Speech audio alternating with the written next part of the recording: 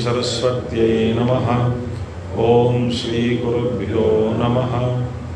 ओम समस्तजनकल्याणे निरतं करुणामयं नमामि चिन्मयं देवं सद्गुरुं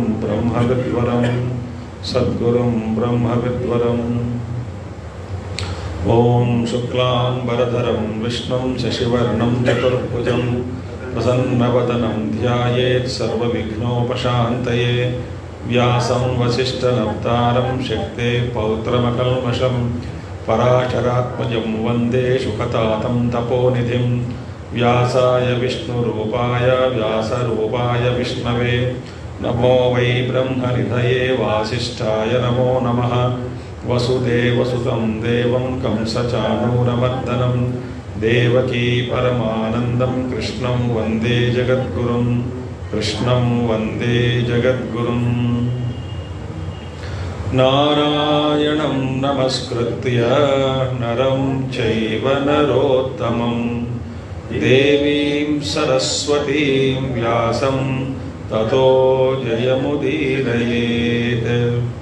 ॐ नमो वसिष्ठाय महाव्रताय पराशरं वेदनिधिं नमस्ये। नमोऽस्त्वनन्ताय महोरगाय नमोऽस्तु सिद्धेभ्यैहाक्षयेभ्यः नमोऽस्तु ऋषिभ्यः परमं परेषां देवेषु देवं वरदं वराणां सहस्रशीर्षाय नमः शिवाय सहस्रनामाय जनार्दनाय। सो विदुर जी वापस हस्तिनापुर पहुंचने के बाद विदुर जी संजय जी क्या बोलते हैं, एक संदेश लेकर के आए। कहाँ से? पांडवों से। थक के पहुंच गए थे शाम तक। कहानी याद है कि नहीं, भूल गए? ठीक है, थक के आ गए, सीधा गए, धृतराष्ट्र से मिला, कुछ सुना दिया अच्छे से। सुनाकर बोले मैं थक गया हूँ, जा रहा हूँ घर सोने, विश्राम करने जा रहा हूँ। घर लौट के गए, फिर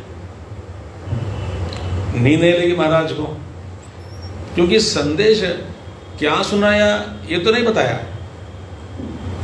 सिर्फ ये बताया कि जो कुछ भी हो रहा है इसका कारण आप ही है, जिम्मेदारी आपकी है, आप सुधरते नहीं, जन्म में अंधे हैं, समझते नहीं हैं, कुल का नाश होने वाला है, ऐसा पहला सुना दिया। कि कोई आके आपके पास मैं तो गया हूं, जो हुआ कल बताएंगे, तो आपको कैसा लगेगा?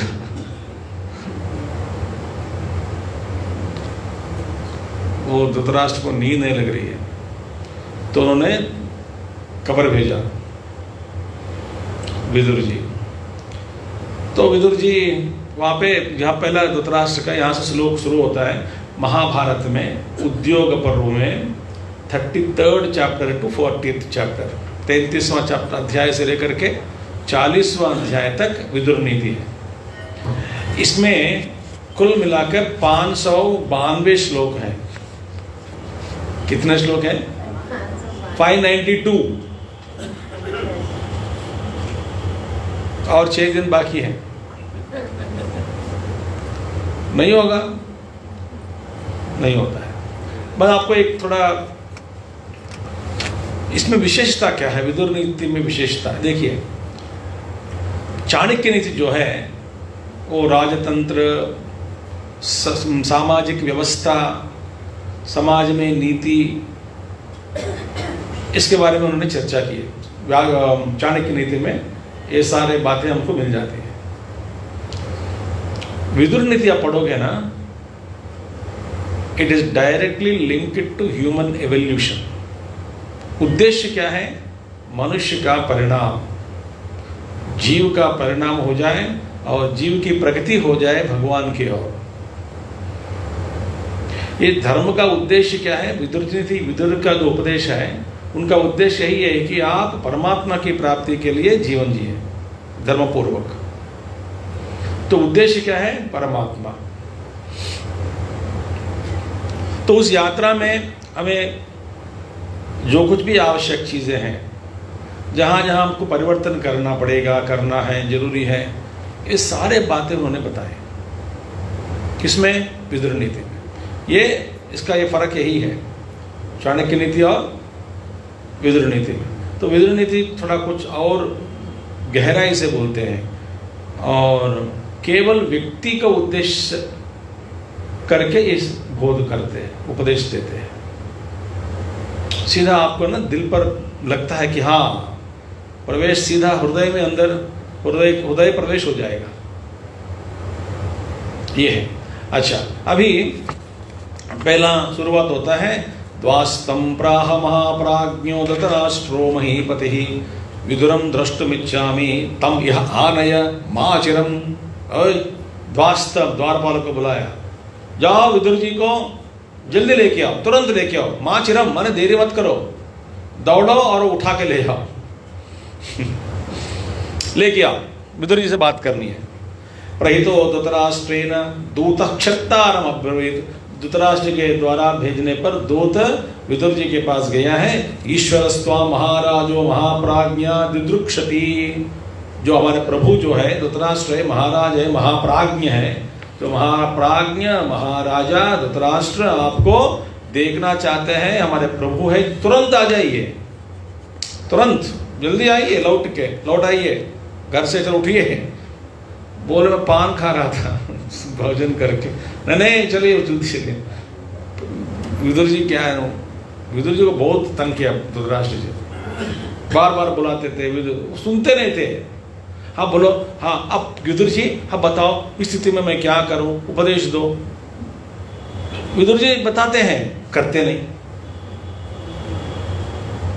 ये अजीब सा कैरेक्टर है धृतराष्ट्र जी का।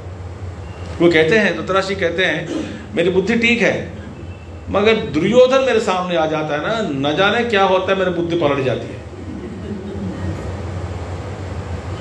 दुर्योधन यहां नहीं है समक्ष में तो मेरी बुद्धि ठीक ठाक,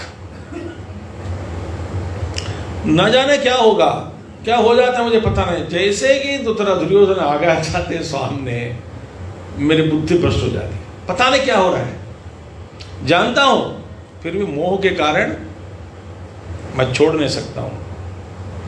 तो ये मुक्तस्तु विदुरः प्राप्य राजनिवेशनम। राज के दरबार के पास पहुंच गए। अब्रवीत धृतराष्ट्राय द्वास्तम, द्वास्त के साथ मैंने द्वारपालक से कह दिया, माम प्रतिवेदया, मेरे जो मैं आ गया हूं, तेरा ये खबर राजा तक पहुंचाइए, मैं खड़ा हूं द्वार के पास, राजा की आज्ञा चाहिए अभी। फिर बोले विद्रोहम अनुप्राप्तो राजेंद्र। द्वारपालक अंदर गए, महाराजा विदुर जी आ गए, तब शासनाद, आपने आज्ञा दिए हैं, आपके शासन के अनुसार वो आप उपस्थित है यहाँ पे। द्रष्टुमिच्छति, आपको देखना चाहते हैं। पादों की, आपके जो चरण में आना चाहते हैं, आपका दर्शन करना चाहते हैं। किं करो तो प्रसादिमा, बताइए मुझे क्या करूं। प्रसादिमा, तो धृतराष्ट्र प्रवेशया महाप्राज्ञम विदुरम दीर्घदर्शिनम प्रवेशया। हमको ना थोड़ी सी संस्कृत आने से मजा आता है, थोड़ा सा संस्कृत भाषा इतना सा कम से कम सीख दिया जाए। मैं तो पंडित नहीं हूं, फिर भी बस मजा आता है। क्योंकि देखो प्रवेशया, जल्दी इनको प्रवेश कराओ। कौन? विदुर जी, महाप्राज्ञम, बड़े बुद्धिमान है, दीर्घदर्शी, वे जानते हैं क्या भविष्य में क्या होने वाला है, दीर्घदर्शी है वो। ऐसे दीर्घदर्शी महाप्राज्ञ विदुर जी को तुरंत प्रवेश कराओ। अहम ही विदुरस्यास्य न अकल्पो जातो दर्शने। भैया मेरे दरबार में प्रवेश करने के लिए विदुर जी को कोई नियम, कुछ कोई बाधा नहीं है। हमेशा कभी भी मेरे पास आ सकते हैं। ऐसे परमिशन की जो जरूरी नहीं है। तुरंत बुलाओ उनको, मेरे बीपी बढ़ते जा रहा है। जाओ। द्वास्त उवाच, फिर बेचारा वो द्वारपालक वापस आ गया। प्रविशांतपुरम, प्रविशांतपुरम है क्षत्तम महाराजस्य धीमतः नहीं ते दर्शने अकल्पो जातु राजा अब्रवीत माम। राजा जी मुझसे कहते हैं आपके देखने में कोई आपत्ति नहीं है, बाधा ही नहीं है आपको, तो आप तुरंत अंदर जाइए, ऐसे मुझे राजा ने मुझसे कहा। प्रविशांतपुरम, अब अंतपुर के अंदर प्रवेश करिए और तुरंत राजा धृतराष्ट्र से मिलिए, वो आपको दर्शन में देखना चाहते हैं। ये कब शुरू हुआ? करीब 8:30 बजे के बाद, 8:45 बजे। आपको कैसे पता चला? अब देखो, आपको मेरे बात को इनकार कर सकते क्या? आपको पता नहीं ना, तो विश्वास करिए। You should believe me, disprove otherwise. हाँ, ये नहीं हो सकता तो प्रूव करो। तो 8:45 बजे मानना ही पड़ेगा आपको। 8:45 बजे गए, अंदर प्रवेश किया। उस जमाने में ना, उन दिनों में क्या बोलते, लोग जल्दी सो जाते थे ना, 8 बजे सो जाते हैं, फिर 3 बजे उठ जाते हैं। हम तो आजकल राक्षस लोग हैं, 12 बजे तो सोते ही नहीं। आराम से 9 बज गया, रात हो गई। तो फिर वैशंपायन जी कहते हैं, तथा प्रविश्य विदुरो धृतराष्ट्र निवेशनम अब्रवीत प्रांजलिर्वाक्यम चिंतावाम नम नराधिपम। चिंतमानम नराधिपम, चिंतमान नराधिपम मैंने वो चिंता कर रहे हैं। नराधिपम, राजा चिंता में डूबे हुए राजा से कहा कि विदुर जी आप पहुंच गए अंदर, नमस्कार किया। प्रांजलि ही वाक्यम चिंता, व्हाट चिंता, चिंतमानम नराधिपम इदम वाक्यम अब्रवीत। ऐसे वो दुख में पड़े हुए राजा के पास गए, विदुर जी नमस्कार किया, ऐसा बोला है। बोले विदुरोहम महाप्राज्ञा, मैं विदुर जी, आप अंधे है ना, तो राजा महाराज मैं विदुर हूँ, महाप्राज्ञा, ये महाबुद्धिमान, संप्राप्त स्तव शासनात्, मैं यहाँ पर पहुँच गया हूँ आपके आज्ञा के अनुसार। यदि किंचन कर्तव्यम अयमस्मि प्रसाधिमाम। देखो आप मेरा जो कर्तव्य है, जिस कारण आपने मुझे बुलाया है, मैं यहाँ पे उपस्थित हूँ, आप आज्ञा दे दीजिए। धृतराष्ट्र उवाच, धृतराष्ट्र कहते हैं, संजयो विदुरो संजय विदुर प्राज्ञो गर्हयित्वा च माम गतः। मेरी निंदा करके संजय जी आए कुछ शाम को, लौट वहां से लौटाए हैं। कहां से? उपप्लव्य नगर, पांडवों से मिलके, कृष्ण से मिलके लौटाए हैं। वे संजयो विदुर प्राज्ञ गर्हयित्वा च माम गतः, मुझे चेत डाल करके चले गए, मुझे निंदा करके चले गए। गर्हयित्वा, निंदा करके वो चले गए। अजात शत्रु हो स्व वाक्यम सभा मध्य च वक्ष्यति। अजात शत्रु कौन है? युधिष्ठिर जी का जो वाक्य माने संदेश, वे कहते हैं, ऐसा कहकर चला गया, मैं कल भारी सभा में इनका संदेश में सुनाऊंगा। ऐसा करके वे चले गए। आप मेरी देखिए, तस्याज कुरुवीरस्य न विज्ञातम वचो मया। वे क्या कहने जा रहे हैं, क्या कहने वाले हैं, मुझे डर लग रहा है। वो क्या सुनाया, कल सुनाएगा मुझे। देखो, तस्याज कुरुवीरस्य न विज्ञातम वचो मया, मेरे को समझ में नहीं आ रहा है। मैंने इतनी मीठी मीठी बात मैंने कही, क्या कही मीठी मीठी बातें, अब भूल गए? क्या बोले? आप जहां हैं वहीं रहिए, ये मूर्ख मेरे बच्चे सुनते नहीं है, उनको यहीं रहने दीजिए, सब शांति ही शांति है, मांगो मत कुछ भी। और जीवन का अंतिम लक्ष्य क्या है? मोक्ष। और मोक्ष की प्राप्ति के लिए क्या करनी है? तपस्या। तपस्या कहाँ किया जाता है? जंगल में जाओ, जंगल में बैठ जाओ। ये माना या न माना, क्या कहने जा रहे हैं? कल क्या सुनाएगा ये? तन में दहती गात्राणी, मेरे सारे इंद्रियों जल रहे हैं, इंद्रियां जल रही है। तद अकार्षित प्रजागरम, प्रजागरम माने मुझे नींद नहीं लग रही है, जागा हूं मैं। जागर माने जागर, प्रजागर बिल्कुल नींद नहीं आ रही है, आंख खुले हैं, टेंशन में पड़ गए, नींद नहीं आ रही है मुझे, अब मैं क्या करूं। जागृतो दह्यमानस्य, मैं जगा हुआ हूं और मैं जल रहा हूं, इंद्रियां सारे मेरी जल रही है, मुझे जला रही है मुझे। श्रेय यदनुपश्यसि तद ब्रूहि, मेरे लिए जो श्रेय है वो मुझे सुनाइए। अनुपश्यसि नह तात धर्मार्थ कुशलो ही हसी, आप धर्म और अर्थ में कुशल है। आप मेरी स्थिति ये है, आप मुझे कुछ सुनाइए, बोध कराइए, मैं अभी नींद नहीं लग रही है, इंद्रियां सारी जल रही है। वो बोलते कल सुनाएंगे युधिष्ठिर जी का संदेश, क्या करें अब बताइए। यहां से शुरू होता है विदुर नीति, विदुर जी का बोध। अभी 9 बज गया, कितना बजे में? 9 बज गए। 9 बजे से लेकर के 3 बजे 40 मिनट तक रात को पूरा 592 श्लोक सुना दिया। कितने बजे तक? क्या बजे तक? 3 बजे 40 मिनट। इसके बाद सुनने के बाद धृतराष्ट्र विदुर जी खत्म हो गए। अरे चेतन होने वाला विदुर जी का बोध, विदुर नीति सुनने के बाद, ये जान सुनिएगा please please please listen now, क्या होगा। सुनने के बाद धृतराष्ट्र जी बोलते हैं इससे भी और कुछ ज्ञातव्य, जो जानने की जो जानने का जो ज्ञान है, मुझे और कुछ सुनाइए, इससे भी गहरी बातें सुनाइए। ये तो धर्म हो गया, धर्म से भी गहरी की बात क्या है? ब्रह्म। धर्म से गहरी क्या है? ब्रह्म। तो ब्रह्म माने ज्ञान है, ज्ञान की बातें मुझे सुनाइए।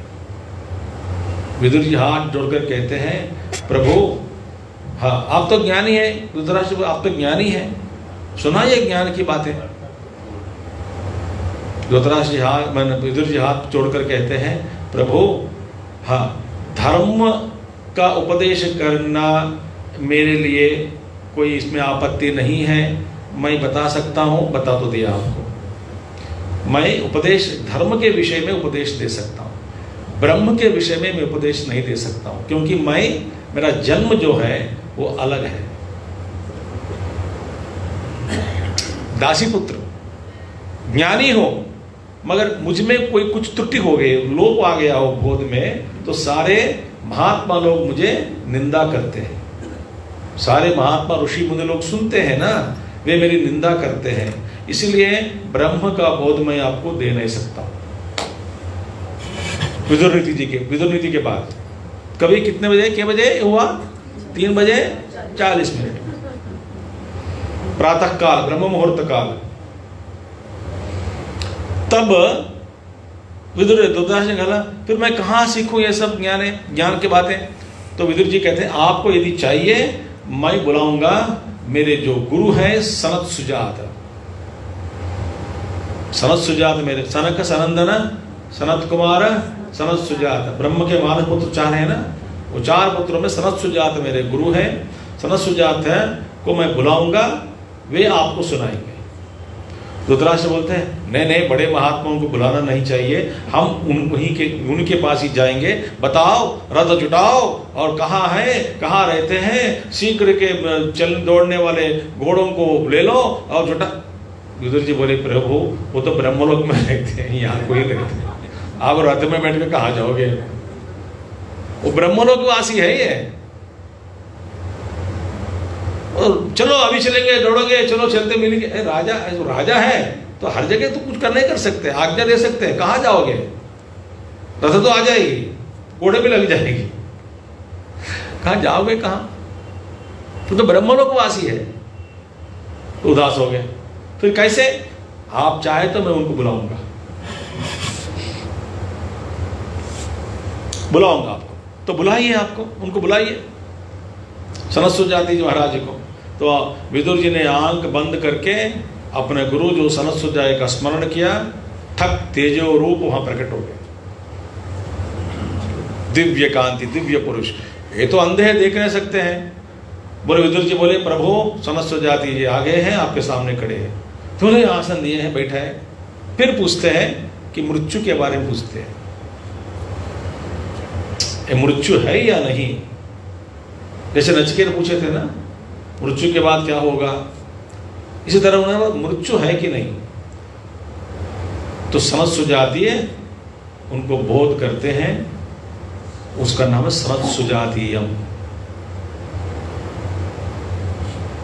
इतना धर्म के बातें सुने, ज्ञान के बाद स्वयं समस्त जातीय सुनाया, सभा में गया मोह में पड़ गया, कोई फर्क नहीं पड़ा। देखिए तो अभी फिर 9 बजे पहुंच जाएंगे, वापस आ जाएंगे 9 बजे। 9 बजे से 3 बजे 40 मिनट तक ये चला है। रात भर बिठा दिया विदुर जी को, सुनाते रहे सुनाते सुनाते रहे। ब्यूटीफुल श्लोकास अब हम देखेंगे। विदुर उवाच अभियुक्तं बलवता दुर्बलं हीन साधनं ऋतस्त्वं कामिनं चौरम आविशन्ति प्रजागराः। जागने का रोग लग जाता है इन लोगों को। कौन कौन है? देखिए, दुर्बल जो है, अत्यंत दुर्बल व्यक्ति, हीन साधनम साधन रहित व्यक्ति, अभियुक्तम बलवता ऐसे जो व्यक्ति बलवानों के साथ भिड़ गया, बलवानों के साथ द्वेष करने लगा, युद्ध करने लगा बलवान व्यक्ति से।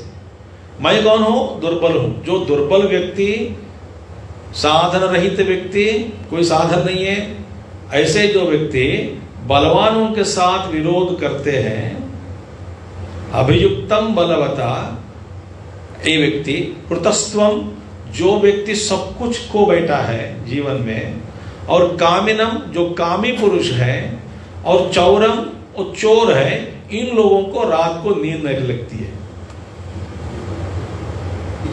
अब बताओ आपकी कैटेगरी किस में आया है?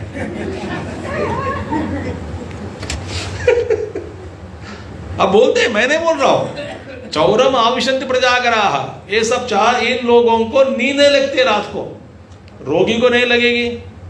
देखिए, प्रतस्त्वम कुछ को बैठा है, रोगी मतलब स्वास्थ्य को बैठा है, रोगी है, या नहीं तो सब कुछ साधन पैसा खोया या कोर्ट में केस हार गया, ऐसा व्यक्ति जो भी है, कोई किसी की मृत्यु हो गई घर में, और कामी पुरुष है, चोर है, और अभियुक्तम बलवता बलवानों के साथ विरोध करने लग गए, ऐसे जो व्यक्ति को नींद नहीं लगती। महाराज आप कौन से कैटेगरी में आया है बताओ?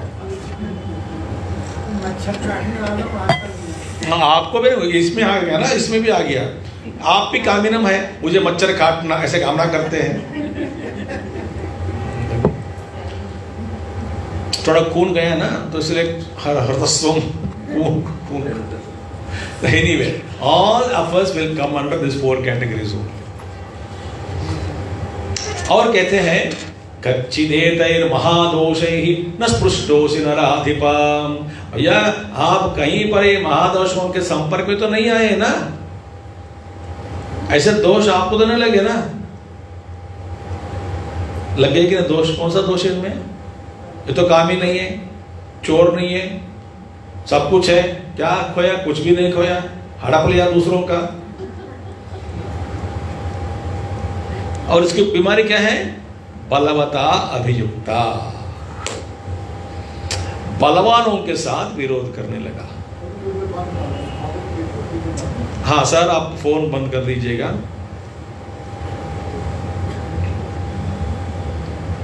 बलवानों के साथ विरोध किया है, इसलिए आपको नींद लग रही है।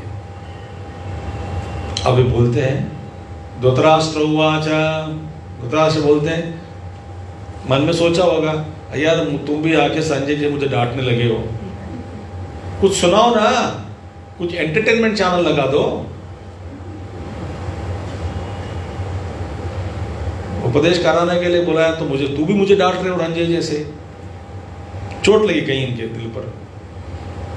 बोलते हैं श्रोतुमिच्छामि ते धर्म्यं परम निःश्रेयसं वचः अस्मिन् राजर्षि वंशे त्वमेक प्राज्ञ सम्मतः।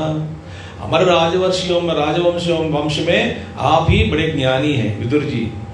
मैं आपसे सुनना चाहता हूँ धर्म्यम परम निःश्रेयसम, निःश्रेयस करहा, जो अंतिम जो फायदा है ना धर्म के द्वारा परम फल देने वाला जो धर्म है, उस धर्म के बारे में मैं सुनना चाहता हूँ आपसे, मुझे कम से कम उपदेश दे दीजिए, इसीलिए मैं आपको बुलाया। जवाब तो नहीं दिया आपको, आप किस कारण से नींद नहीं लग रही है इसका जवाब नहीं दिया। माने हम जानते हैं ना अभियुक्ता बलवता, जीने की कला यही है। राजधर्म पर्व में भीष्माचार्य समझाते हैं, please just why don't you check your mobiles, it disturbs my flow also, please check your mobiles, kind switch it off. बार बार क्यों बोलना पड़ता है? हाँ जी, तो बंद कराइए ना, बाकी इतने लोग हैं, बंद करा दीजिएगा, क्योंकि ना ये सबको डिस्टर्ब कर देता है पूरा। मैंने कह दिया कल क्या होता है।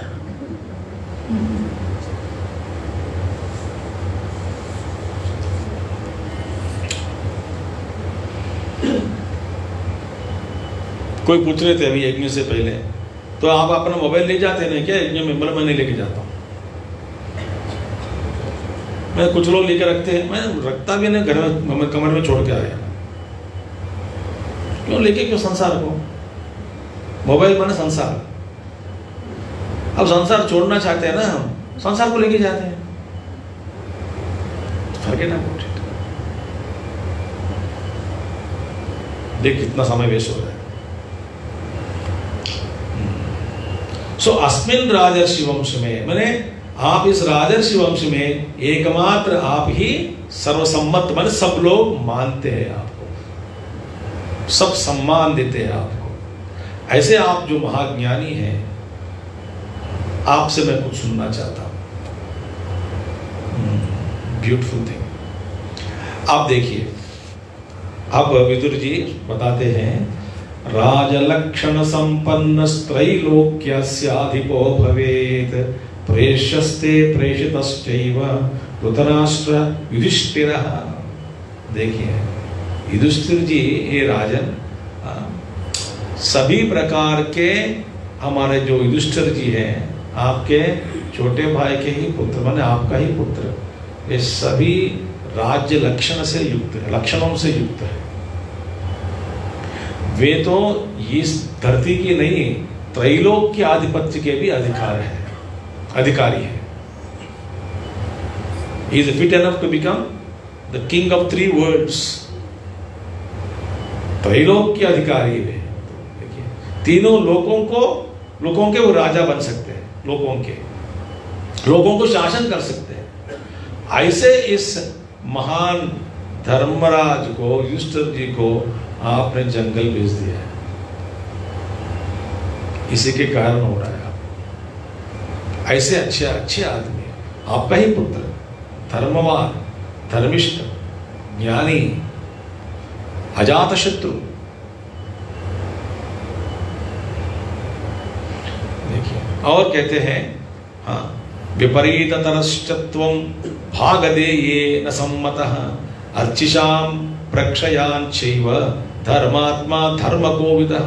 वे तो ना धर्मात्मा है और धर्म को जानते हैं। आप धर्म को जानते हुए भी आप क्या है? विपरीततरश्चत्वं भागदेये न सम्मतः, इसका विपरीत आचरण आपने किया। आप कौन है? अर्चिषां प्रक्षयाच्चैव धर्मात्मा धर्म को विदः। आप धर्म को जानते हैं, वो युधिष्ठिर को धर्मात्मा करके ये भी जानते हैं, जानते हुए भी आप इनके प्रति ऐसा काम किया है, उनको भेज दिया जंगल में। ये गलत है कि नहीं? और आप देखो भी क्या भोग रहे हैं, आप दुख भोगते हो, नींद नहीं लग रही है, स्वास्थ्य बिगड़ रहा है।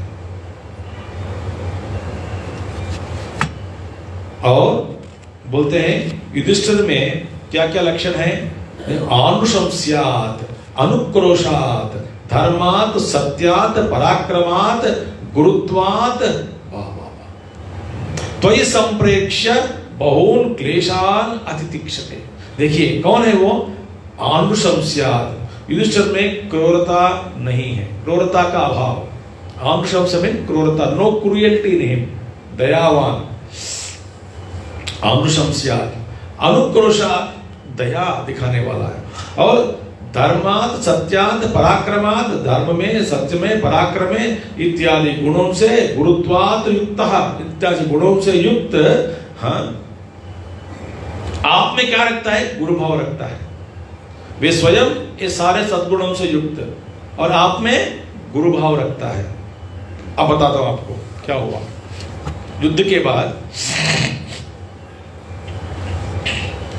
15 साल धृतराष्ट्र और गांधारी युधिष्ठिर जी के राज्य में रहते हैं, महल में, माने अंतपुर में। 15 साल 15 साल में पहले ही राजा युधिष्ठिर जी एक शासन लाते हैं, राज शासन। क्या है? कोई भी व्यक्ति इस राज्य में मेरे परिवार के सदस्य भी हो, कोई भी व्यक्ति प्रत्यक्ष में या परोक्ष में मेरे गुरुतुल्य ताऊ जी धृतराष्ट्र जी महाराज को कोई भी कुछ भी कह देता है, कोई भी कुछ अपमान करता है, कुछ भी इनको सुना देता है, इस किंचित मात्र उनको दुख देने वाला कोई भी हो, आखिर में मेरे भाई भी हो, भाई लोग भी हो, उनको मैं क्षमा नहीं करता हूं करके बताया। ऐसा एक राज में एक शासन उसको सुना दिया सबको सभा में, ये मेरी प्रतिज्ञा है करके। सब डर, कुछ बोलते नहीं थे। और कमरे दे दिया, बड़ा महल, गांधारी और धृतराष्ट्र जी को रहते थे। भीम जी छोड़ते नहीं थे उनको। भीम जी बहुत रुलाते हैं, 15 साल बहुत रुलाया भीम जी। उनके नजदीक जाना और किससे बोलना, अरे तुम सुना है कि नहीं, राजा के 100 पुत्रों को उछल मचल करके मेरे बाहों में पिसाए पिसाए करके मैं मार दिया सबको। और दुख हो जाता है, पापा मेरे सामने ये कुछ बोल रहा है, डायरेक्ट नहीं बोलते हैं, सुना देते हैं। बहुत दुख होता था धृतराष्ट्र जी को। ये 15 साल ऐसा, फिर उनको ना मन में एक ऐसे उदास हो गया, विरक्त भाव आ गया है। फिर क्या किया है? खाना छोड़ दिया, पलंग पर जमीन पर सोने लग गए। गांधारी भी खाना छोड़ दिया। और युधिष्ठिर तो जानते नहीं थे ये सब। कोई किसी एक दिन खबर मिल गई कि आपके जो ताऊ जी हैं धृतराष्ट्र जी खाना नहीं खा रहे, दुर्बल हो गए हैं, जमीन पर सोते हैं। द्रवित हो गए युधिष्ठिर जी, दौड़े, पैर पड़े, बोले कि ताऊ जी आप क्यों कर रहे हैं, ऐसा क्यों कर रहे हैं? मेरा 100 पुत्रों को मैंने को बेटा, मैं इतना दुखे में हूं। तो रोने लगे। तो बोले युधिष्ठिर बोले, आप ऐसा कभी नहीं कर सकते, आपका पुत्र मैं हूं, आप मेरे गुरु हैं, गुरु तुल्य है, गुरु है, आप मेरे ताऊ जी हैं, और आपके बिना मैं नहीं रह सकता हूं। आप ऐसा कभी मत, ऐसा काम करने कीजिए, भोजन की पाइए, ये करिए, वो जबरदस्ती भोजन खिलाए अपने हाथ से। ताऊ जी ऐसा मत करिए, गुरु जी ऐसा मत कीजिए, प्लीज। इतना सम्मान रखते थे। फिर बोले धृतराष्ट्र जी बोले, तो अभी विदुर जी को बुलाया, बोले विदुर जी अब मैं 4-5 दिन के बाद मैं भी जंगल में वनवास जाना चाहता हूँ, बस यही बहुत हो गया है, मैं तपस्या करना चाहता हूँ, मैं जंगल में जाना चाहता हूँ, और जाने से पहले मैं कुछ दान देना चाहता हूँ। कुछ युधिष्ठिर जी के पास जाके कुछ धन मांग लीजिए, वो देंगे तो मैं कुछ धन दान दक्षिणा दे के चला जाऊंगा। रोते रोते कहते हैं। फिर वो धृतराष्ट्र जी की बात सुनते युधिष्ठिर जी को इतना वो हो गया। फिर बहुत, गुरुजी ये सब आपका ही है, मेरा नहीं है, ताऊ जी ये आपका है, मैं आपका पुत्र हूं, ये राज्य आपका है, आपके आशीर्वाद से मैं जी रहा हूं। आप ऐसा मत समझिए कि मुझसे क्यों मांग रहे हो, आपको जो दान दक्षिणा देनी है दे दीजिएगा। तो बहुत कुछ दान दक्षिणा देते हैं, सारे प्रजाओं को बुला के उनसे बातचीत करते हैं, बात करके फिर जंगल चले जाते हैं। इतना सम्मान रखता था कौन? युधिष्ठिर जी। उनके प्रति, किसी व्यक्ति के प्रति कभी भी किंचित मात्र भी द्वेष नहीं होता, द्वेष नहीं है। ऐसे शुद्ध अंतःकरण वाला विदुर जी यही कहते हैं, आनुषम स्यात् अनुक्रोशात् गुरुत्वात् त्वयि, गुरुभाव को रखते वाले, संप्रेक्षा, ये सब जानते हुए भी बहुन क्लेशान तितिक्षते, आपको देखकर आपके प्रति गुरुभाव को रखते हुए, इसी कारण से आप दिए जो पनिशमेंट को चुपचाप सहन कर रहे हैं। क्यों? ये मेरे ताऊ जी है, मेरे गुरु समान है, उनके जाके मैं क्या लड़ूं, बड़े आदमी है, उनको क्यों तकलीफ देना है। बस इसी भावना से लेकर के वो चुपचाप सहन करते आए हैं सारे दुखों को। इतने आप दुख दे रहे हैं, उनको जंगल भेज दिया, और आपके बच्चे जंगल में भी, वनवास में भी चैन से जीने नहीं दिए लोग, आपके लोग। बताए क्या हुआ? एक दिन ये दुष्ट चतुष्टयम, और दुष्ट चतुष्टय माने दुर्योधन, दुशासन, कर्ण और शकुनी, उन चारों को मिलकर कहते दुष्ट चतुष्टयम, द विकेड फोर, दुष्ट चतुष्टयम, विकेड फोर।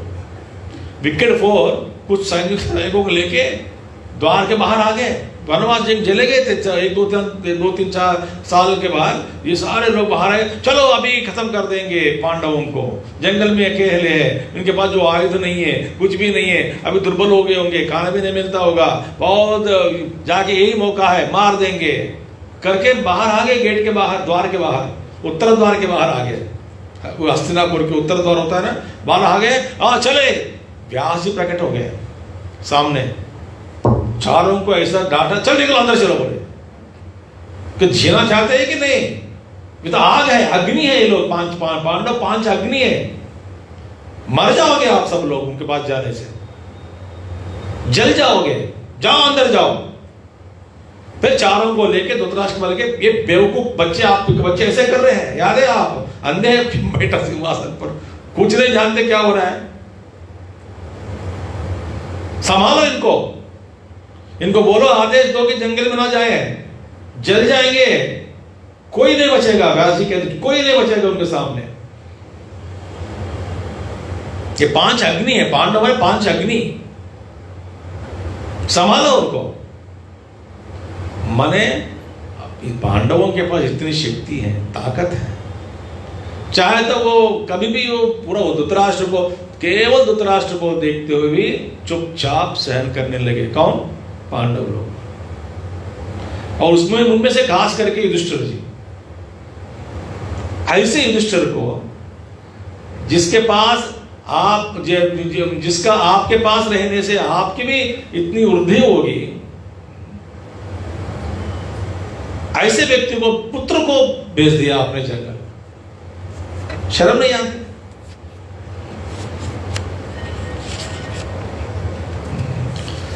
दुर्योधने सौबले च कर्णे दुःशासने तथा एतेषु ऐश्वर्यमाधाय कथम त्वं भूतिमिच्छति। देखो ये दुष्ट चतुष्ट में आ गए ना, दुर्योधन, शकुनी, कर्ण और दुशासन के ऊपर आप सारे एतेषु ऐश्वर्यमाधाय, माने राज्य का भार सौंपकर, इन चारों दुष्ट लोगों को राज्य का भार सौंपकर आप ऐसे कल्पना कैसे कर सकते हैं कि आप चैन से जी सकते हैं? ऐसे दुष्ट लोगों को राज्य का भार सौंपकर आप चैन से जी सकते हैं क्या?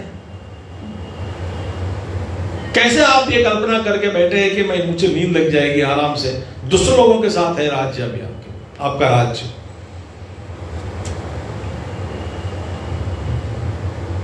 कैसे चैन सकते हैं? तो किसको सौंपना है? योग्य व्यक्ति, योग्य व्यक्ति जो है उन्हीं को कार्य को सौंपना है, उनको रिस्पॉन्सिबिलिटी देनी है।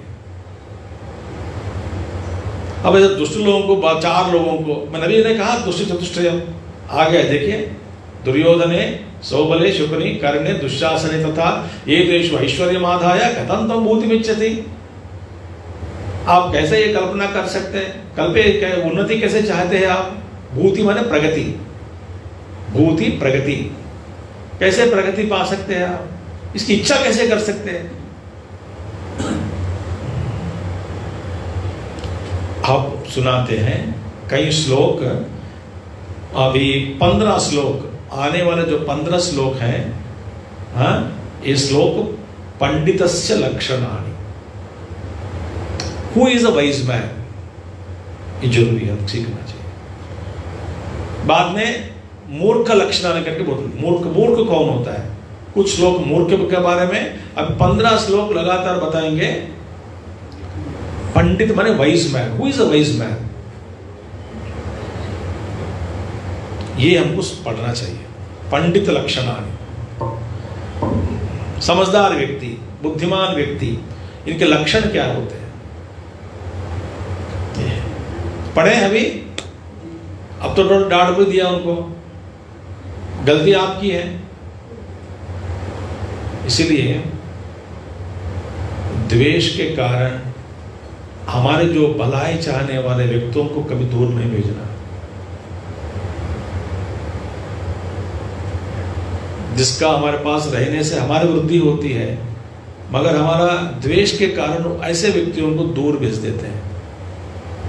ये घरों में भी ऐसे होता है। हम मूर्ख हैं।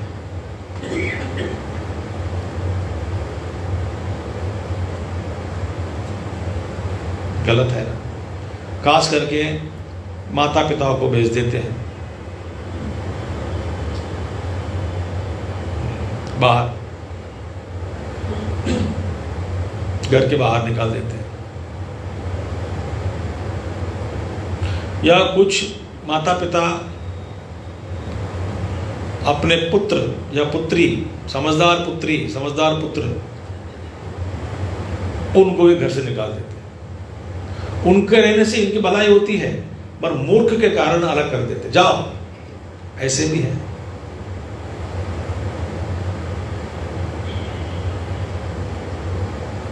यही करते हैं। सो पंडित कौन होता है, बहुत बढ़िया सा है। लक्षणानि, अनेक प्रकार के लक्षण। आत्मज्ञानम समारंभः तितिक्षा धर्म नित्यता यमर्था नापकर्षन्ति स वै पंडित उच्यते।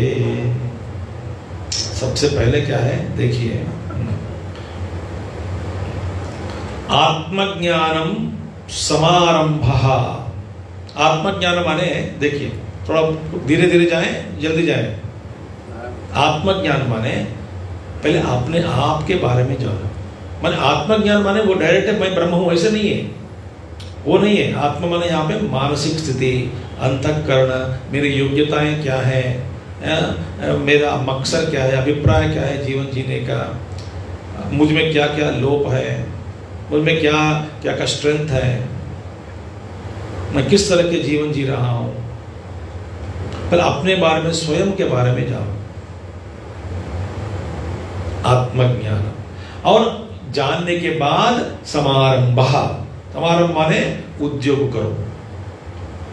जो कौन करेगा, करता है ऐसा वाइज मैन, पंडित, और जो करने वाला, तितिक्षा रखने वाला। तितिक्षा माने सहनशीलता।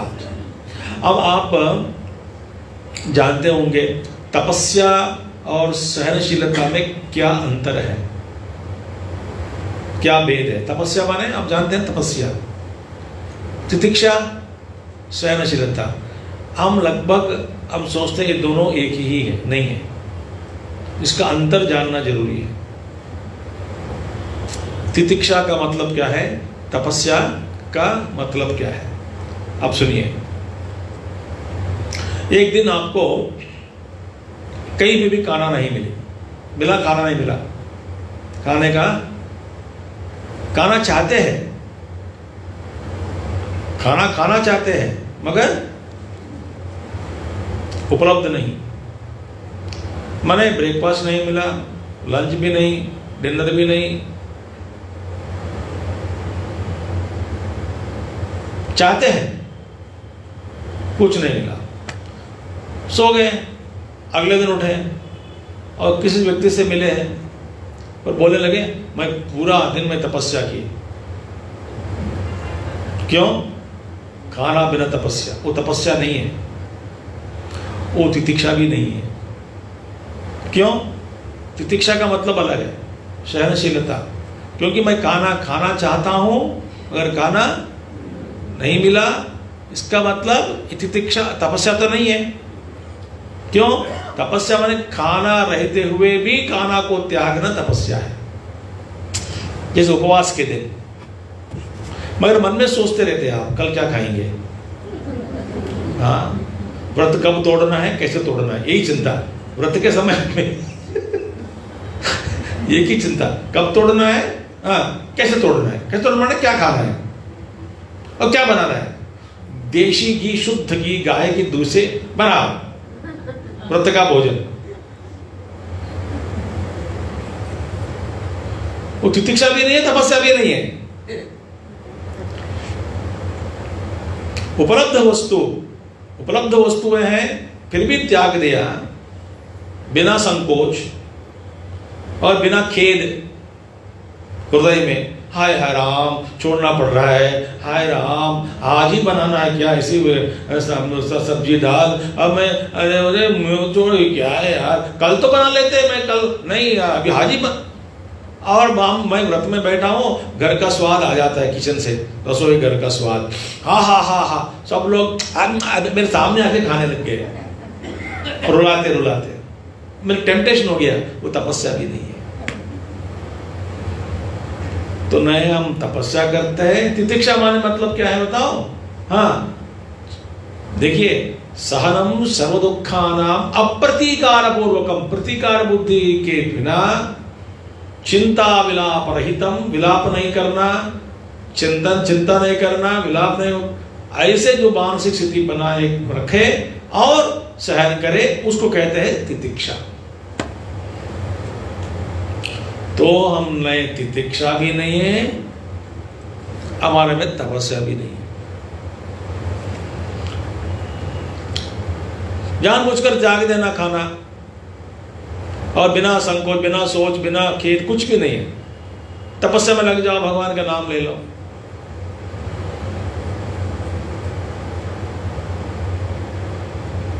तो मन याद दिलाएगा कल क्या खाओगे।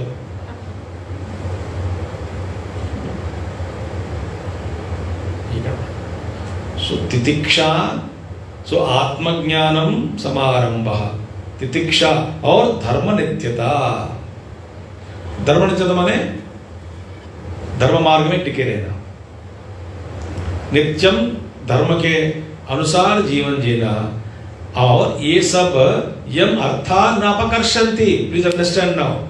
अर्थ माने ऑब्जेक्टिव ऑफ लाइफ, मेरा जो लक्ष्य है, लक्ष्य के मार्ग से जिसको कोई भी ऐसे गुण, ऐसी बुद्धि दूर नहीं ले जा सकते, मार्ग से कोई आपको हटा नहीं सकते। धर्म के लोभ के कारण या नहीं तो तितिक्षा इत्यादि के गुण होने के कारण, और कोई किसी व्यक्ति को मार्ग से कोई भी हटा नहीं सकता। अपने लक्ष्य की ओर जा रहे हैं, कोई टेम्पटेशन के कारण, इधर लोभ के पड़कर, या तो यहाँ की और किसी के कारण, किसी कारण से मार्ग को छोड़कर दूर ले जाना इनके लिए असंभव है। वो कभी जाएगा नहीं, अपना रास्ता को कभी छोड़ता नहीं। कोई भी टेम्पटेशन हो, वो टेम्पटेशन को त्याग देता है, प्रलोभों को त्याग देता है। हमारे सब कुछ प्रलोभ है, गरम गरम चाय भी बस काफी है डिस्टर्ब करने के लिए, और सारे व्यापार प्रकट होते हैं ना, मिलते हैं आपको टीवी में, यही करता है वो। शांति से बैठे कुछ दिखा देता है वो, अरे ले आओ ले आओ ले आ जाओ, दुकान भेज दिया। ये अर्थान अपकर्षन्ति, he is not taken away from the path of his goal, from the path of his objective. He is a wise man. सवै पंडित उच्यते। लक्ष्य से, लक्ष्य के मार्ग से कोई भी, कोई वस्तु, कोई व्यक्ति, कोई संगठन जो भी हो, या कोई परिस्थिति, कोई माहौल दूर नहीं ला जा सकते, असमर्थ है सब। दैट इज कॉल्ड पंडित। सवई पंडित उच्चते। उदाहरण बताऊं, हमारे पूज्य गुरुदेव स्वामी चिन्मयानंद जी महाराज, वे अकेले थे जब पहाड़ से आए हैं उत्तरकाशी से, अकेले थे। इनके मन में क्या विचार था, हमारे देश में भगवत गीता, उपनिषद और संस्कृति के प्रति जागरूक कराना है सबको। सब सो रहे हैं, सब सो रहे हुए, उनको दिख गए। तपोज महाराज बोलते हैं कहाँ फंसोगे दुनिया में, इधर ही बैठो। बोले गुरुजी आपका आशीर्वाद चाहिए। जैसे गंगा बहती है, ज्ञान गंगा इस देश में बह रहा है। अब मेरी अभिलाषा है, इच्छा है, संकल्प है। जब आए थे अकेले थे, पुणे में एक मंदिर है रास्ता पेट करके एक जगह, उस एरिया में गणेश जी का मंदिर अभी भी है, छोटा सा मंदिर, अभी भी छोटा है, थोड़ा अभी कुछ अच्छा किया, छोटा सा मंदिर में उन जमाने में 1951 में अकेले स्मॉल छोटा सा मंदिर, और उसमें बैठ गए। पहले दिन 4 लोग आए थे सुनने के लिए, उन 4 को सुनाया इंग्लिश में, वो भी महाराष्ट्र में, हिंदी में नहीं इंग्लिश में। छोटी सी गली, इतनी सी गली है कि बताओ मैं, बहुत छोटी सी गली में मंदिर है, इतना बस, यहां से यहां तक गली, बस यहां गली, वो मंदिर है। उस मंदिर में बैठ गए गुरुदेव, 4 लोग थे।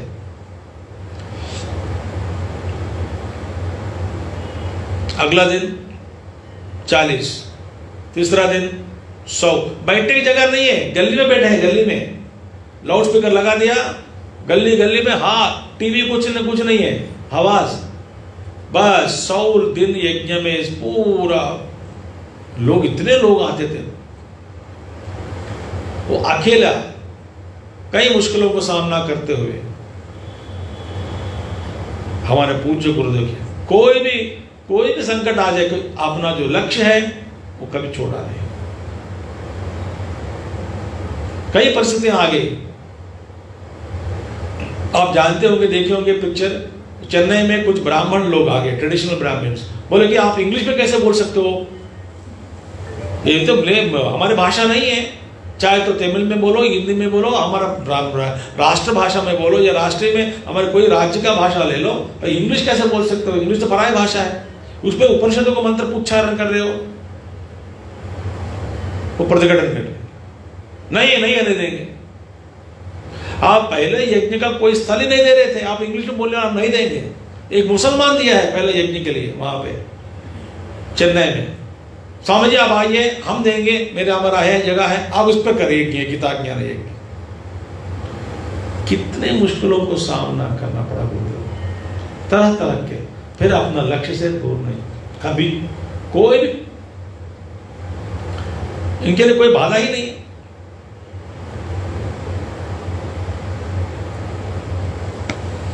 अब मैंने एक मूवी भी आई है 12th fail,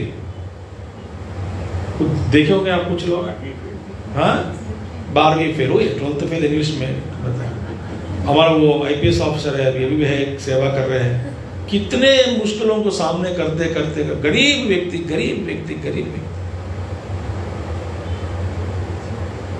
real life stories है ये सब। अब देखिएगा, मूवी देखिएगा। यम अर्थान अपकर्षन्ति, हमारे लिए सब कुछ आकर्षण है। ये है पंडित, पहला श्लोक। और दूसरा क्या है, निषेवते प्रशस्तानि निंदितानि च सेवते अनास्तिकः श्रद्धाधानः एतत् पंडित लक्षणम्। अब ब्यूटीफुल थिंग, प्रशस्तानि निषेवते, निषेवते मैंने सेवन करता है, प्रशस्तानि माने क्या है, प्रशस्त गुणों को, ऐसे प्रशस्त गुण जो है ऐसे गुणों का आश्रय लेता है। कौन, बुद्धिमान व्यक्ति प्रशस्त गुण जो है, अच्छे गुण है, सद्गुण है, उन गुणों का ही आश्रय लेता है। प्रशस्तानि निषेवते निंदितानि न सेवते, जो निंदित कर्मों को कभी नहीं करते, निंदित कर्म को कभी नहीं करते। कौन, पंडित, पंडित माने पंडिताः नानुशोचन्ति पंडिताः, भगवान कृष्ण कहते हैं। पंडित कौन है? जो कभी शोक नहीं करता, वही पंडित है। बहुत अद्भुत है ना निर्वचन।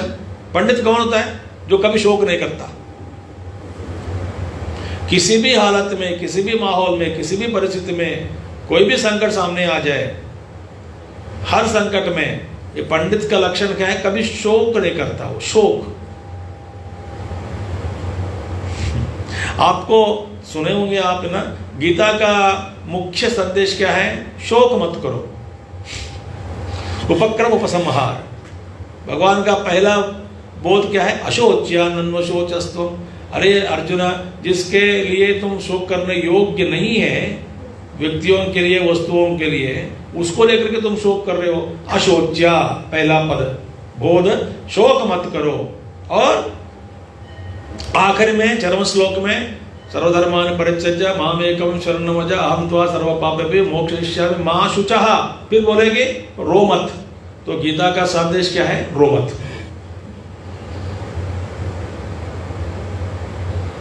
हम क्या करते बताओ? हम जीवन में अपने शोकों का समर्थन करते हैं। क्यों शोक ना करूं मैं? शोक क्यों ना करूं? करना क्यों ना करूं? मेरे पैर में चोट लगी, क्यों ना करूं? समोसा खाना था, नहीं मिला, शोक ना करूं? क्यों ना करूं? बताओ। कोई नजदीक वाले मर गए तो शोक क्यों ना करूं? हमारा हक है शोक करने का। इंकलाब जिंदाबाद।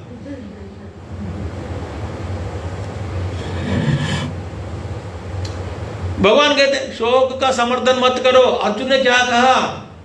पहले अध्याय में अर्जुन और दूसरे अपना शोक का ही समर्थन करते आया है। क्यों ना शोक करूं? भगवान सुनते आया। बोलो बेटा, तुम्हारा पूरा प्रवचन के बाद मैं शुरू करूंगा। पहला अध्याय में कुछ नहीं बताया। भगवान कृष्ण सुनते रहा, सुनता रहा। हाँ, थक गए बोल बोल के बेचारे, और बोलने के मुझे बाकी बचा ही नहीं। और कुछ हो गया, थक गया मैं भी। और कुछ बोलना है? नहीं बोलना। अब मेरी बात सुनोगे? हाँ सुनूंगा। तब जाकर के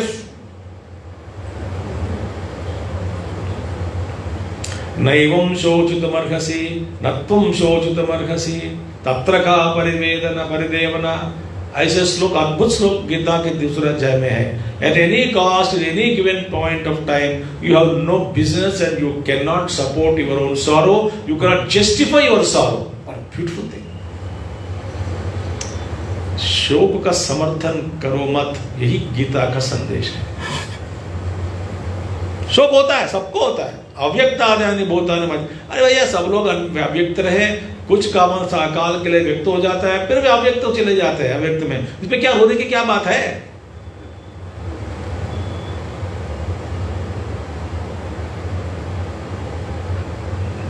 यहां पे यही कह रहे हैं।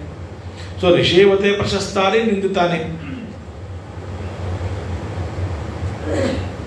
अद्भुत बात है। दूसरी बात है अनास्तिकः न आस्तिकः। अनास्तिक माने आस्तिक है, नास्तिक आस्तिक, नास्तिकः अनास्तिकः माने नास्तिक नहीं है, भगवान पर विश्वास रखता है, अपने आप पर विश्वास रखता है। ये स्वयं यही पंडित का लक्षण है। ये आत्मविश्वास। आत्मविश्वास। जैसे कि मैं हमारे यूथ के साथ बहुत मैं बोलता रहता हूँ प्रवचन, उसमें ना आप सुन लीजिएगा। पहली बात, power of self confidence. Self confidence माने आत्मविश्वास कैसे बढ़ाए। लोग पूछते हैं सेल्फ कॉन्फिडेंस कैसे बढ़ाए। तो मैं सबसे पहले एक में 6 रूल दिया मैं। रूल, पहला रूल क्या है ना, हाँ, don't blame your self. First rule है। आत्मनिंदा पहला छोड़ो। मेरी जिंदगी बेकार है, मैं बेकार हूं, बेकार में इस देश में जन्म लिया, अमेरिका जन्म लेते हैं अच्छा होता होगा, तो इधर अच्छा है, मेरे परिवार में जन्म गलत लिया, ये व्यवहार बेकार है, मेरे टीचर ठीक नहीं है, मेरे सास ठीक नहीं है, पैर ठीक नहीं है, माहौल ठीक नहीं है, गाड़ी ठीक नहीं है, अरे मेरी ज़िंदगी बेकार है, मेरी बुद्धि भी ठीक काम नहीं करती है, मैं क्या करूँ, मैं तो नालायक हूँ करके अपने आप के ऐसा ना अष्टोत्तर पढ़ते रहते हो, 108 नाम सो उठ गए यही है। दर्पण के सामने खड़े हो जाओ, तू बेकार है, तू नालायक है, फू करके थूक दे। यही आत्मविश्वास का घातक है। आत्मनिंदा पहले तोड़ना है। और भगवान कहते हैं तू तो अमृतस्य पुत्राः, सारे अमृत के पुत्र हैं। ईश्वर ब्रह्मा, आप कौन है? तत्वमसि महावाक्य, अहम ब्रह्मास्मि, ये सब नहीं, मैं बेकार हूं, नालायक हूं, संसारी हूं।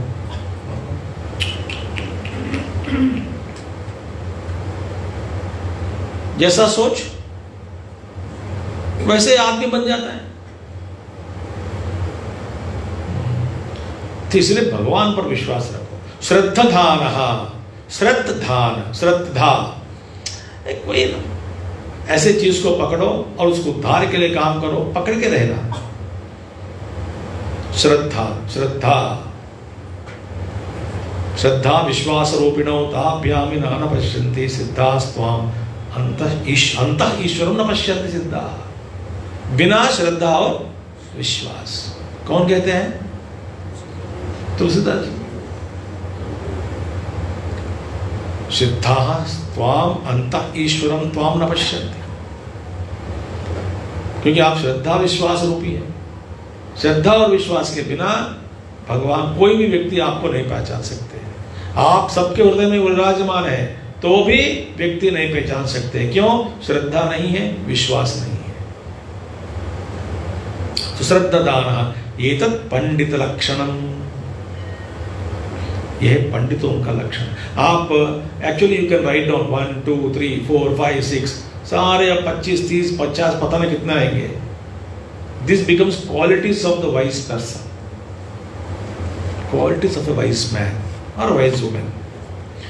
हाँ, next one very beautiful thing. क्रोधो हर्षश्च दर्पश्च रीस्तंभो मान्यमानिता यमर्थानापकर्षन्ति सवै पंडित उच्यते। ये सारे गुण हमारे, देखिए, क्रोध में हम काम को छोड़ देते हैं। पढ़ाई कर रहा था, कोई कुछ कह दिया, गुस्से में क्या किया? पढ़ाई छोड़ दिया। माताओं को गुस्सा आता है, क्या करते हैं? खाना बनाना छोड़ देते उस दिन। चल मैं खाना नहीं बनाऊंगी आज, जो करना करो। मम्मी चाय भी नहीं बनाऊंगी। आपने खाना बोला, मैंने सोचा चाय तो मिल जाएगी। नहीं नहीं नहीं, वो भी नहीं, मैं गलत से बोला पूरी बात। चाय के साथ खाना भी नहीं बनाऊंगा। जाओ बनाऊंगी, जाओ। कुछ नहीं मिलेगा आपको, कोई भी स्विग्गी से मंगा दो या जोमैटो। गुस्से में क्या करते हैं? अपना काम जो कर्तव्य कर्म को त्याग देते हैं। गुस्से में आया, कर्तव्य कर्म को टीका लगा दिया, गया। और हर्षश्च, हर्ष जो है ना, अत्यंत हर्ष। अरे आज भी इतनी खुशी हो, खाना नहीं बनाएंगे, है क्यों? होटल में जाके खाएंगे। अरे भैया क्या प्रॉब्लम है? क्रोध में आया तो खाना जो बंद हो गए, और हर्ष में पड़ गए तो बोलते हैं अरे यार पार्टी में जाएंगे, इतने हर्षित हो गए मैं आज इसीलिए खाना बंद। अरे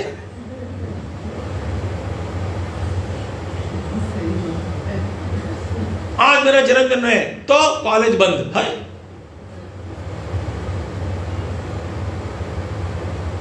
देखिए, ये पंडित लक्षण नहीं है। क्रोधो हर्षश्च और दर्पश्च, अहंकार, दर्प, अहंकार पड़े पर मैं नहीं बनाऊंगी खाना। क्यों? इतने साल से बनाते आई हूं, कोई मेरे तारीफ नहीं करते हैं।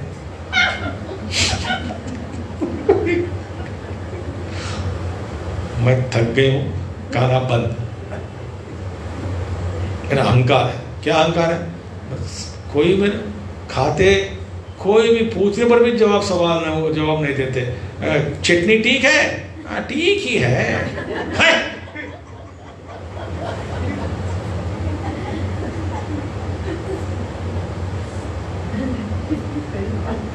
और मैन ऑल्सो नो, वो मेहनत करके पैसा लाते हैं। हाँ क्यों नहीं लाते, लाना पड़ेगा आपको। अरे वो गुस्से में आ जाता हूँ।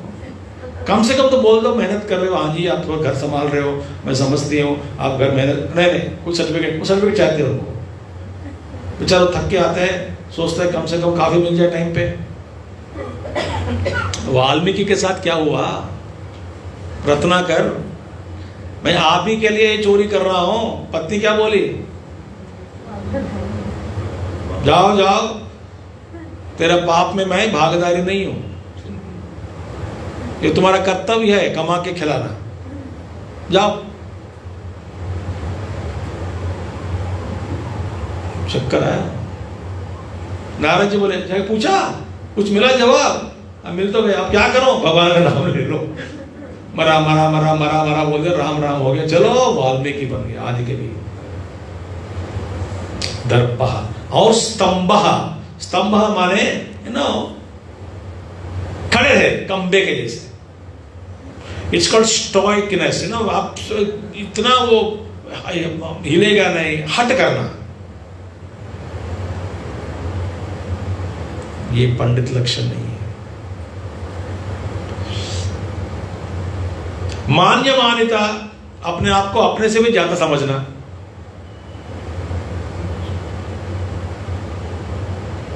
जो है वह है, नहीं अपने आप को क्या समझते हैं व्यक्ति? आप जो है उससे भी ज्यादा समझते हैं।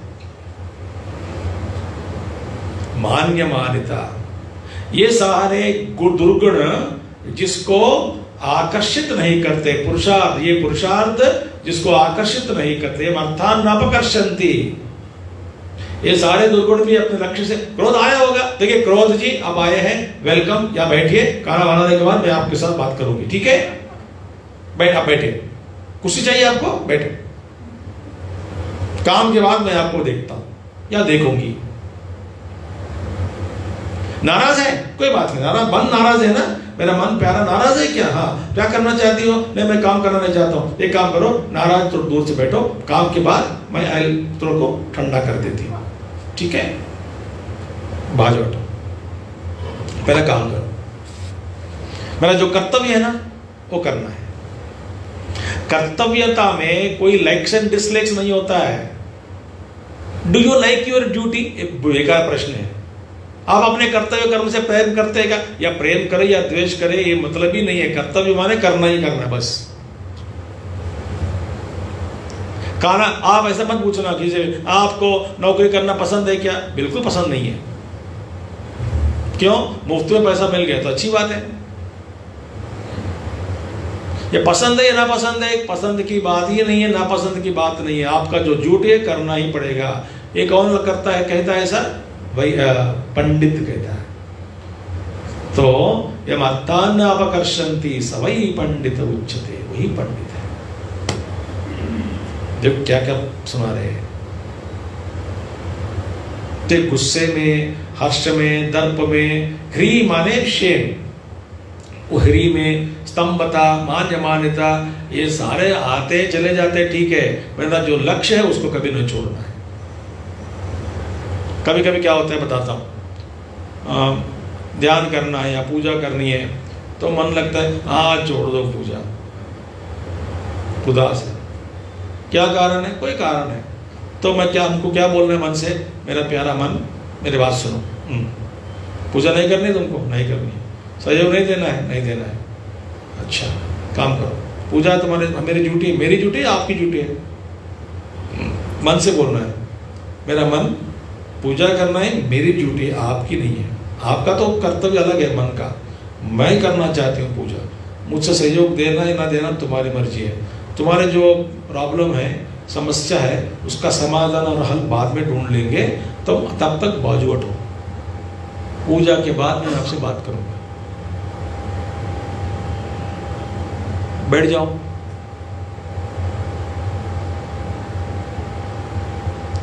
कभी ध्यान करने का मन नहीं लगता है, किसको नहीं लग रहा है? मन को। आप मन की बात मानते हो, अहंकार की बात मानते हो, या अपने आप मैं करना चाहता हूँ ध्यान, तो उसको आज बिठाओ। तुम भी बैठ के मेरे साथ ध्यान करो, बाद में देखता हूँ।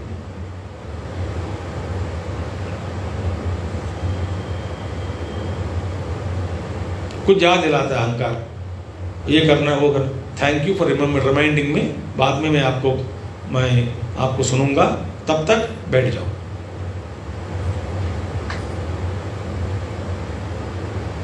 मैं एक प्रश्न पूछूं आपसे, ऐसे अभ्यास अब नहीं करेंगे तो कब करेंगे आप? अगले जन्म में? भरोसा क्या है? कहाँ जन्म लेंगे, किस रूप में जन्म लेंगे? If not today, when?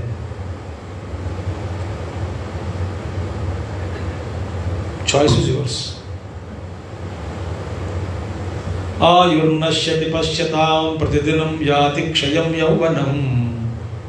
भगवान शंकर, आयुर्नश्यति पश्यतां, देखो भाई, आयु नश्यति, आयु का नाश होते जा रहा है प्रतिक्षणम।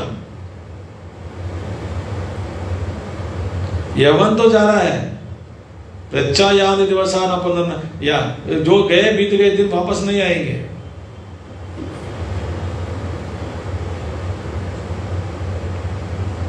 क्षंतम यो मे पराध शिव शिव शिव भो Shri Mahadev Shambho.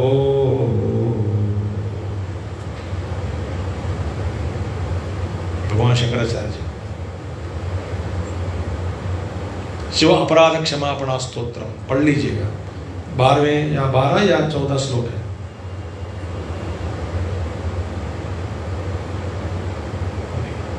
If not now, कब?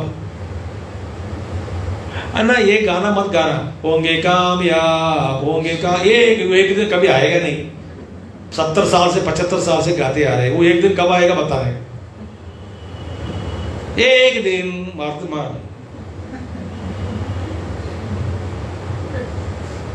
75 साल से गा रहे हैं गाना, होंगे कामयाब, होंगे कामयाब। कब होंगे कामयाब? I don't like this song, बेकार गाना है। वो एक दिन, हमें विश्वास है कभी जाए।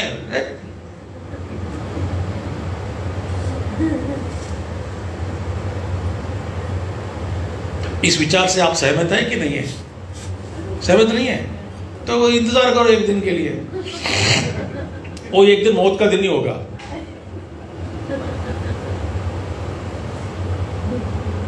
और विदुर जी कहते हैं, हाँ, वेरी ब्यूटीफुल थिंग, यस्य कृत्यं न जानन्ति मंत्रं वा मंत्रितं परे कृतमेवास्य जानन्ति स वै पंडित उच्यते।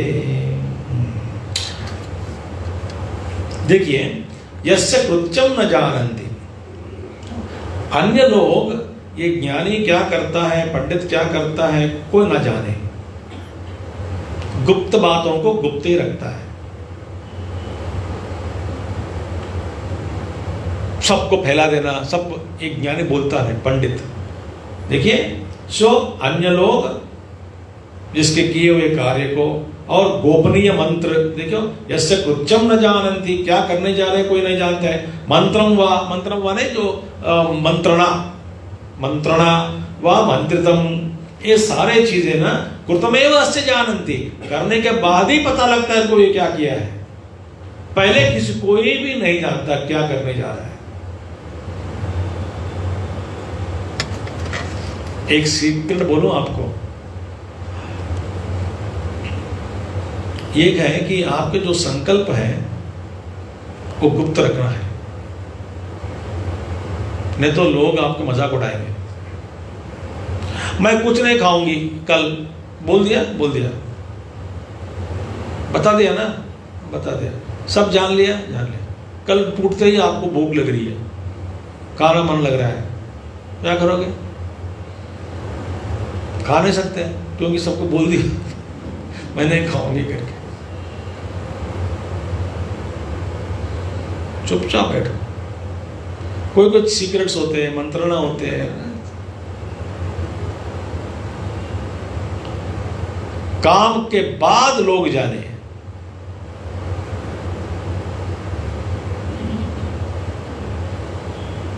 ये पंडित का लक्षण है।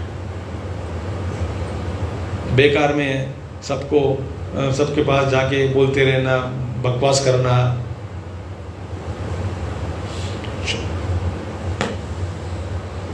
दे साइलेंटली वर्क।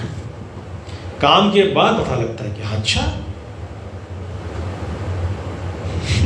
एक पिताजी मुझसे बोला कि स्वामी जी हमारे जो पुत्र है ना, सुपुत्र, अब तो अच्छी नौकरी कर रहे हैं और इंजीनियरिंग पढ़ते समय बोले कि स्वामी जी वो 8 बजे तक उठता नहीं। और मैं कहता हूँ सुबह उठो, एक ही पुत्र है मेरा, बेटा है, बेटी भी नहीं है, एक ही संतान है, मेरी बात नहीं मानता है। बोलते क्या कहता है? और चादर ओढ़ कर सो जाता है स्वामी जी 8 बजे तक। मैं बोलता हूँ उठ के पढ़ो, वो चादर खोल के बोलता है आपको क्या चाहिए, मार्क्स चाहिए ना, आपको मिल जाएगा, डिस्टर्ब मत करो, करो सो जाए। और 90%, 95% बहुत अच्छा काम पढ़ते हैं, उसको एक ही भाई मार्क्स चाहिए ना, मिल जाएगा, डिस्टर्ब मत करो। मैं जब कब पढ़ूंगा क्या करूंगा आपका प्रॉब्लम नहीं है, ठीक है, आप मुझे डिस्टर्ब मत करना पापा, बाय, तो सो गए। फिर बोलते प्रोग्रेस का अच्छे हो ना मुझे गुड मार्क्स। मैं पूछता हूं कि कब पढ़ते हो, तो आपकी प्रॉब्लम नहीं है। तो घर में तो पढ़ते हो, दिखते नहीं, दिखाई नहीं देता कुछ पढ़ रहे हैं, नहीं कोई दिक्कत नहीं। मैं कहाँ पढ़ता हूँ, क्या पढ़ता हूँ, कैसे पढ़ता हूँ, आपकी समस्या नहीं है। आपको क्या चाहिए, मार्क्स चाहिए ना, मिल जाएगा, डिस्टर्ब मत करो। वो बोलता भी नहीं कब पढ़ता है, क्या पढ़ता, कहाँ पढ़ेगा, कुछ भी नहीं। लाइब्रेरी में पढ़ता होगा, कॉलेज के लाइब्रेरी में, या पीढ़ी के नीचे पढ़ता होगा, कुछ भी नहीं है, कोई कुछ नहीं जानता है। मार्क्स आने के पता लगता है कि बड़े इंटेलिजेंट है। अभी वो नौकरी कर रहे हैं चेन्नई में कहीं, पिताजी खुश।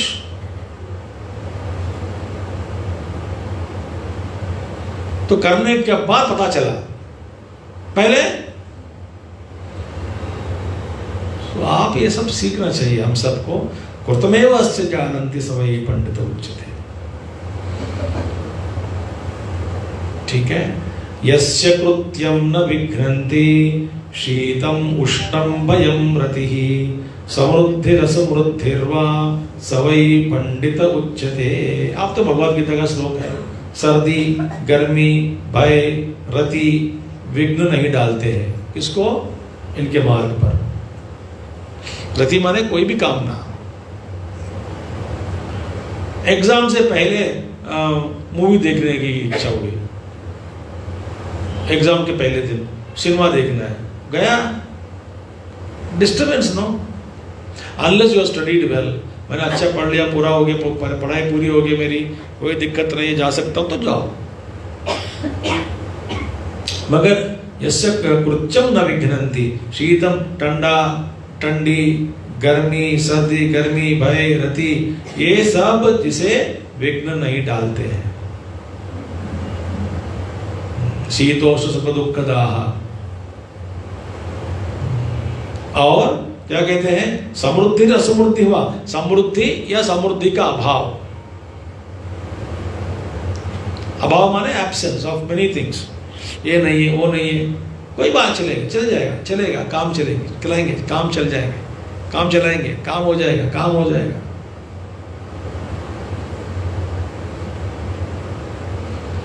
समृद्धि असमृद्धि हुआ सवै पंडित उच्यते, यही पंडित है। यस्य कृत्यं न विघ्नन्ति शीतम उष्णम भयम रतिः समृद्धि असमृद्धिर्वा सवै पंडित उच्यते। He is a wise man.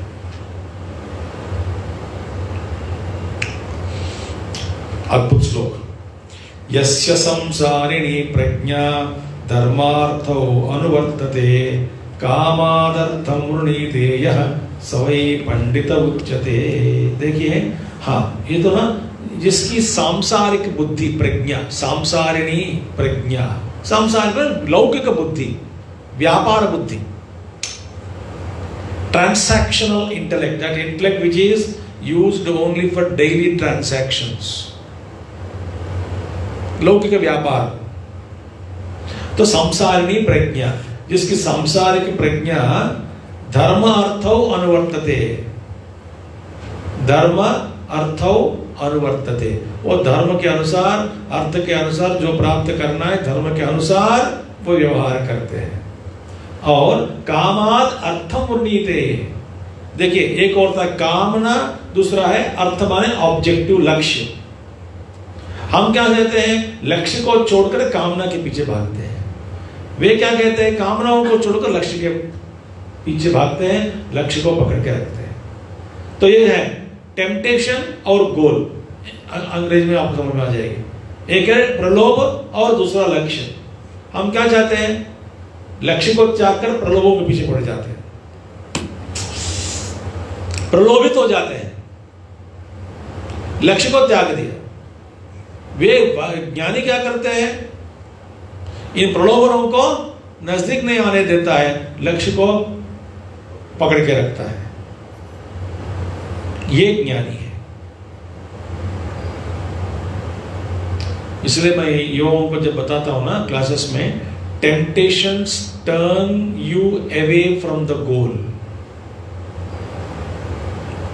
Temptations turn us away from the goal. जो प्रलोभ है, हाँ, हम लक्ष्य के ओर से दूर ले जाने वाला है ये सब प्रलोभ।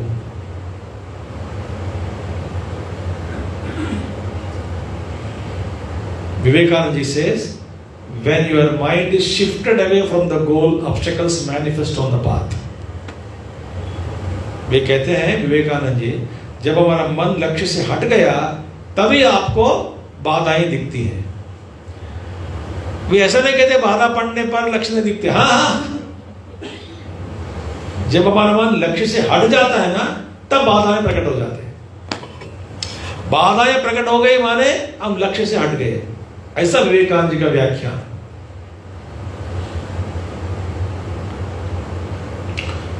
और जिसकी सांसारिक धर्मार्थ अच्छा और पुरुषार्थ को ही वर्णन करता है, ठीक है, काम को छोड़कर धर्मार्थ रूप पुरुषार्थ को ही वे चाहते हैं, वर्ण करता है।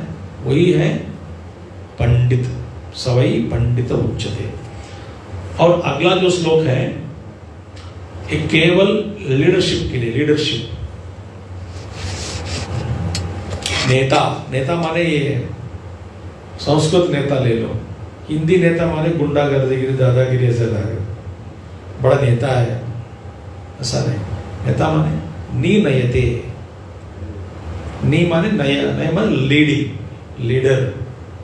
उसके बारे में एक अच्छा श्लोक है, कल हम देख लेंगे इसका, विदुर जी के बारे में। विदुर जी कहते हैं लीडर के बारे में। तो और कुछ भी बहुत कई श्लोक है पंडित का लक्षण। आपको अच्छा लगा विदुर जी का बोध? और बोध में इसके बाद में हमारे बारे में बताएंगे, मूर्खों का लक्षण। हम सब के बारे में आएंगे। हम भी है ना आपके साथ ही मैं हूँ, मैं अलग नहीं हूँ। हम सब पढ़ेंगे मूर्खों का लक्षण क्या है, मूर्खों के लक्षण देखते हैं। ठीक है, आज यहीं के लिए समाप्त करते हैं। आज ओम पूर्णमदः पूर्णमिदं पूर्णात् पूर्णमुदच्यते पूर्णस्य पूर्णमादाय पूर्णमेवावशिष्यते। ओम शांति शांति शांति। हरि ओम श्री गुरुभ्यो नमः। हरि ओम सद्गुरुनाथ महाराज की जय। Thank you. Tomorrow we will meet again.